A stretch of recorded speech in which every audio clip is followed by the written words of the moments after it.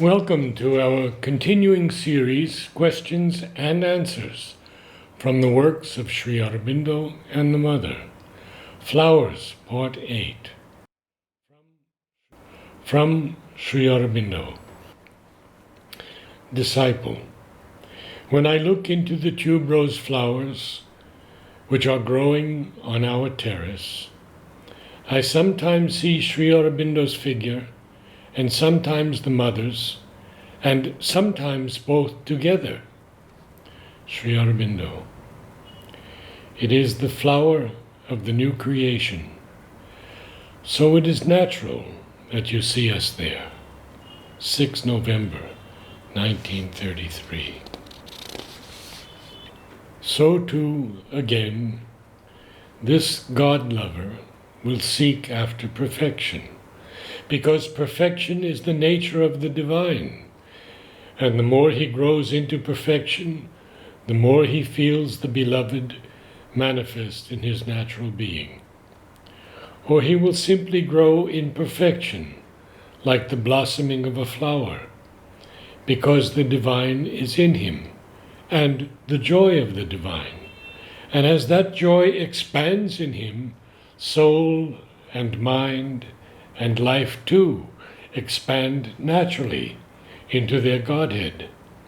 At the same time, because he feels the divine in all, perfect within every limiting appearance, he will not have the sorrow of his imperfection. But it seems to us that God scorns nothing, that the soul of all things may take as much delight in the prayer of a little child, or the offerings of a flower or a leaf before a pictured image, as in the philosopher's leap from the summit of thought into the indefinable and unknowable, and that he does best who can rise and widen into the shoreless realization and yet keep the heart of the little child and the capacity of the seer of forms.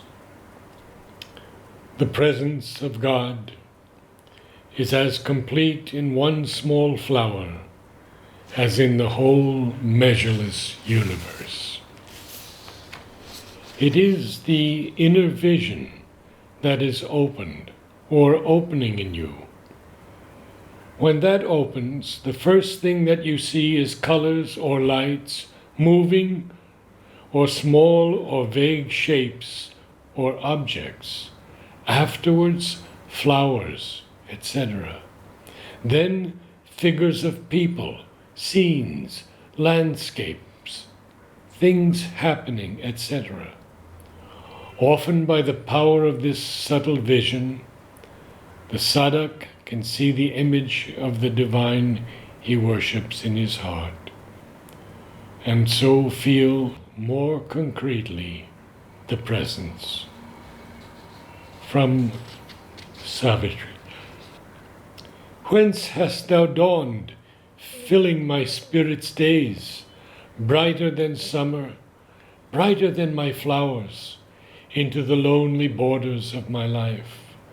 O sunlight, molded like a golden maid. Descend, O happiness, with thy moon gold feet, enrich earth's floors upon whose sleep we lie. O my bright beauty's princess, Savitri, by my delight and thy own joy compelled, enter my life, thy chamber and thy shrine. In the great quietness where spirits meet, led by my hushed desire into my woods, let the dim rustling arches over thee lean, one with the breath of things eternal live. Thy heart beats near to mine, till there shall leap, enchanted from the fragrance of the flowers, a moment which all murmurs shall recall, and every bird remember in its cry. A candid garland, set with simple forms, her rapid fingers taught a flower song, the stanza'd movement of a marriage hymn. Profound in perfume and immersed in hue, they mixed their yearning's colored signs and made the bloom of their purity and passion one. A sacrament of joy in treasuring palms she brought, flower symbol of her offered life.